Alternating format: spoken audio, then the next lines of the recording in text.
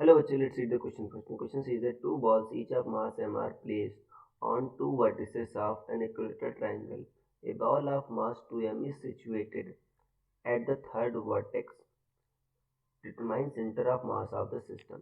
तो स्टूडेंट सबसे पहले आपको समझना होगा की कंसेप्ट क्या यूज हो रहा है इसमें. तो की concept is centre of mass.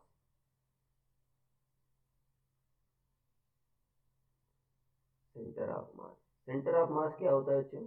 एक ऐसा पॉइंट होता है जहां पर हमें पूरे सिस्टम का मास है वो सेंटर्ड मान सकता हूँ. अब यहाँ पर बच्चों देखो जो उसका फार्मूला होता है निकालने का formula, for example x coordinate निकालना हो सिस्टम का, तो एक्स सी एम क्या होगा आपका m1x1 plus m2x2 upon m1 plus m2.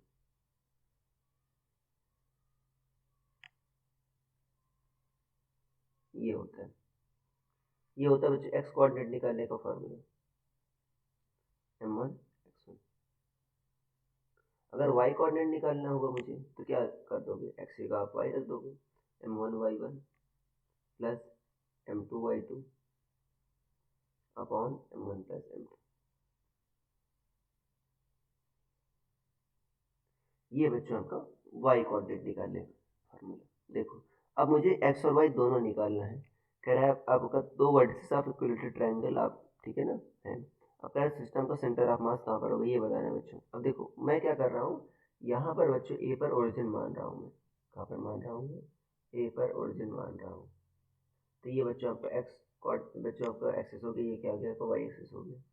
तो ये जो बी होगा बच्चों, ए का कोऑर्डिनेट तो 0,0 हो गया, बी का कोऑर्डिनेट क्या होगा बच्चों, यहाँ पर जो इक्वलिटी ट्रायंगल जो है आपका उसकी साइड में क्या मान ले रहा हूँ, एल मान ले रहा हूँ. तो ये L,0 हुआ. तो ये तो 60 डिग्री होता है, सारी साइड्स एल हो गई. तो देखो ये कहाँ पर होगा बच्चों आपका, ये एक्स डी का जो होगा या जो सी का एक्स कोऑर्डिनेट होगा सेम होगा. एक्स कोऑर्डिनेट क्या होगा, L cos 60 मतलब L/2. वाई कोऑर्डिनेट क्या होगा, ये हाइट बच्चों मतलब L sin 60 मतलब √3L/2. तो बच्चों पहले मैं एक्सीएम निकाल लेता हूँ. एक्सीएम निकालना आसान है. देखो एक्सीएम क्या होगा आपका m1x1 मतलब देखो यहाँ से, अब यहाँ पर दो बॉडीज है ना बच्चों, अगर आप तीन है तो क्या मान सकते हो m3x3 कर सकते हो. यहाँ भी क्या कर देना m3y3 कर देना. अगर चार है तो m4y4 कर सकते हो आप. तो ऐसे ऐसे आप एक्सटेंड कर सकते हो in case of more than 3 4 5 bodies, ऐसे कर सकते हो आप. अब यहाँ पर देखो एक्सीएम क्या होगा आपका m1x1, ये आपका m1 बच्चों m है, इसका x1 क्या है आपका x कोऑर्डिनेट 0 है. दूसरा बच्चों आपका m है अगेन, इसका x कोऑर्डिनेट l है. और तीसरा बच्चों आपका 2m है, देखो सी वाला, इसका x कोऑर्डिनेट है L/2. अपॉन क्या होगा आपका m1 plus m2 plus m3. यहाँ पर क्या करना होगा, m3 भी ऐड करना होगा बच्चों.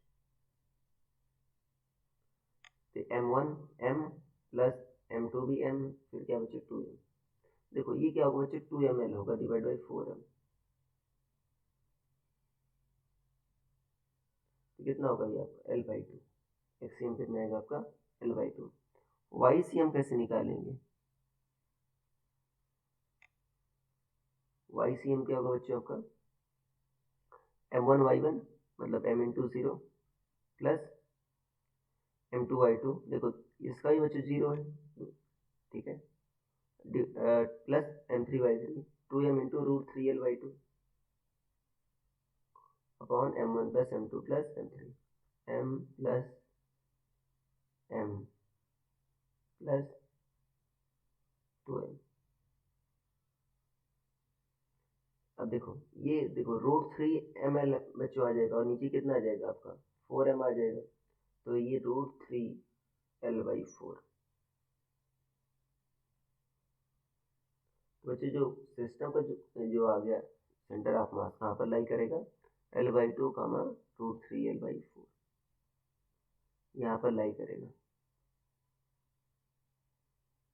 तो देखो बच्चों जो इसका मतलब अगर आप कोऑर्डिनेट निकालो, ठीक है, तो यहाँ पर समथिंग इसी लाइन पर आपका लाई करेगा, CD लाइन पर लाई करेगा. और ये क्या होता है आपका, मतलब CD क्या बच्चों आपका, ये कह सकते हो बच्चों मीडियन है, ठीक है. तो मीडियन पर लाई करेगा और एग्जैक्ट कोऑर्डिनेट आप यहाँ से ले सकते हो. तो ये होगा बच्चों आपका आंसर. मैंने साइड भी एल मानी है क्योंकि बच्चों यहाँ पर साइड भी नहीं दे रखी थी। So I hope you understood it well. Best of luck.